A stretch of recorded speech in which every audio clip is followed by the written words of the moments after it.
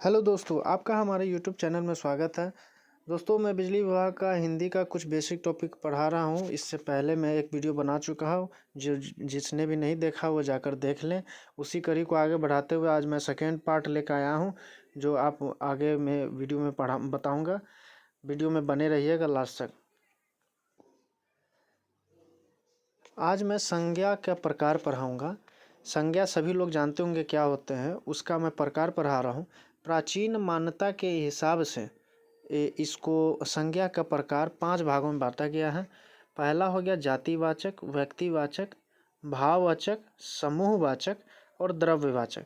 ये प्राचीन मान्यता के अनुसार 5 भागों में डिवाइड किया गया है।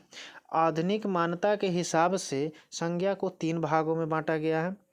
पहला हो गया जातिवाचक, व्यक्तिवाचक और भाववाचक। ये 3 प्रकार हो गए। और इसका एग्जाम्पल आप बेसिक नॉलेज तो सभी को होंगे, और कुछ ज़्यादा ही डिटेल पढ़ना हो तो आप बुक का सहारा ले सकते हैं। मैं सिर्फ प्रकार पढ़ा रहा हूँ जो डायरेक्ट एग्जाम में आते हैं, कि जैसे सर्वनाम के कितने प्रकार हैं, संज्ञा के कितने प्रकार होते हैं, ये सब आते हैं। तो मैं बस वही निचोड़ लेकर आया हूँ, और वीडियो में लास्ट तक बने रहिएगा, आपको बहुत ही एग्जाम में बहुत फ़ायदा करेगा। और इसी प्रकार मैं सर्वनाम का भेद लेके आया हूँ। पहले सर्वनाम बता दिए कि वैसे शब्द जो संज्ञा के स्थान पर प्रयुक्त होते हैं।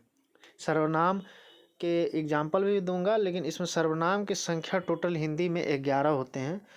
पहला मैं, तू, आप, यह, वह, जो, सो, कौन, क्या, कोई और कुछ। ये टोटल 11 है, सर्वनाम के संख्या है टोटल। और इसको हम मौलिक सर्वनाम भी कहते हैं।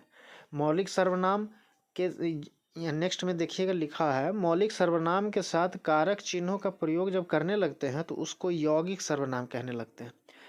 मैं, तू, आप, ये जितने भी सर्वनाम है ना, ये इसको मौलिक सर्वनाम कहते हैं। अगर इसमें कारक चिन्ह जोड़ देंगे तो इसको यौगिक सर्वनाम कहते हैं। एग्जाम्पल में देख लेते हैं। जैसे मौलिक सर्वनाम मैं हो गया, तो इसको यौगिक सर्वनाम बनाने के लिए क्या करेंगे, तो मैंने, मुझे, मुझको, हमें, हम, हमको, मेरा, मेरी, मेरे, मुझ में, मेरे लिए, ये यौगिक सर्वनाम हो गया। मतलब मौलिक सर्वनाम और यौगिक सर्वनाम में क्या अंतर है, मैं आपको ये समझा दिया हूँ। नेक्स्ट आप अब पेज। सर्वनाम के भेद। टोटल सर्वनाम हमारे 6 हैं। सर्वनाम के भेद टोटल 6 हैं, याद कर लीजिएगा।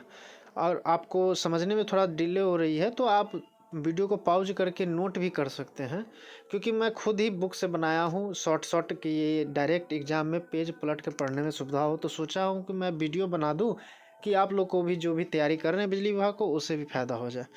तो पहला आता है पुरुषवाचक सर्वनाम।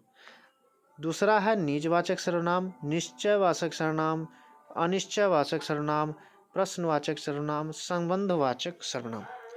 अब इसका प्रकार मैं बता दूं कि जैसे पुरुषवाचक सर्वनाम में कौन कौन होते हैं, तो मैं, तू, आप, यह, वह, ये सब पुरुषवाचक सर्वनाम हो गए।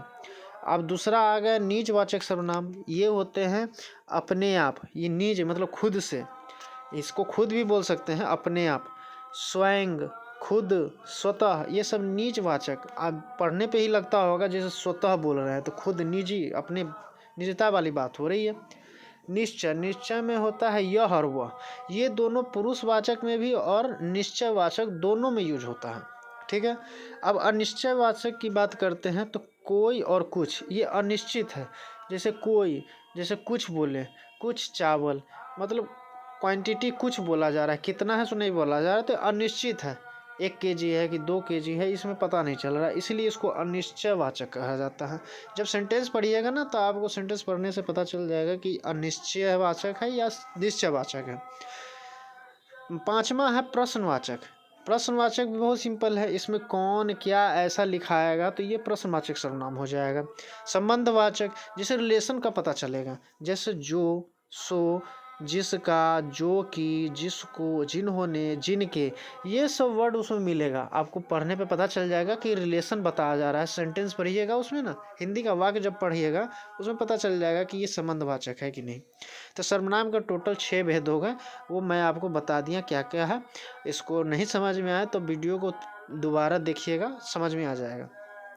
नोट है एक एग्जाम्पल में कि पुरुषवाचक सर्वनाम टोटल 3 होते हैं। जब सर्वनाम के भेद में एक पुरुषवाचक सर्वनाम था ना, तो पुरुषवाचक सर्वनाम भी 3 प्रकार के होते हैं। तो पहला उत्तम उत्तम पुरुष, दूसरा मध्यम पुरुष, तीसरा अन्य पुरुष। उत्तम पुरुष जो होता है, उत्तम पुरुष हो गया मैं और हम, मैं और हम, इसको उत्तम पुरुष बोलते हैं। मध्यम पुरुष में हो जाएगा तू, तुम और आप। अन्य पुरुष में हो जाएगा यह, वह, ये और वे, ये सब अन्य पुरुष में कहलाते हैं। अब नेक्स्ट में आते हैं विशेषण के बाद। विशेषण का परिभाषा हो गया जो शब्द संज्ञा या सर्वनाम की विशेषता बताए, जो शब्द संज्ञा और सर्वनाम की विशेषता बताए उसे विशेषण कहते हैं। विशेषण के 4 प्रकार होते हैं। कौन कौन? तो गुणवाचक विशेषण, संख्यावाचक विशेषण, परिमाणवाचक विशेषण और सार्वनामिक विशेषण। ये टोटल 4 प्रकार होते हैं। मैं सिर्फ पहले ही बोल चुका हूँ कि मैं इसका समरी सिर्फ लेके आया हूँ, कितने प्रकार के होते हैं, संज्ञा के, सर्वनाम के, विशेषण, क्रिया, ये सब के, और उसका क्या क्या नाम होते हैं वो डायरेक्ट एग्जाम में आता है। बस ये है, डिटेल नहीं मैं बता रहा हूँ, बस बेसिक बता रहा हूँ कि इतने होते हैं, क्योंकि सब डिटेल तो पढ़ लेते हैं लेकिन मेन चीज़ भूल जाते हैं। संज्ञा के कितने प्रकार है एग्जाम में पूछ दिया तो वो कन्फ्यूजन हो जाते हैं, 3 होता है कि 4 होता है कि 5, ये नहीं बता पाते। इसलिए मैं सिर्फ इसका समरी लेकर आया हूँ। और आपको उम्मीद है कि वीडियो बहुत पसंद आएगी। आप वीडियो के लास्ट तक बने हुए हैं तो इसके लिए धन्यवाद। और आपको अच्छा लगे तो सब्सक्राइब और लाइक ज़रूर कीजिएगा और अपने दोस्तों में भी शेयर कीजिएगा। आप देखने के लिए बहुत बहुत धन्यवाद।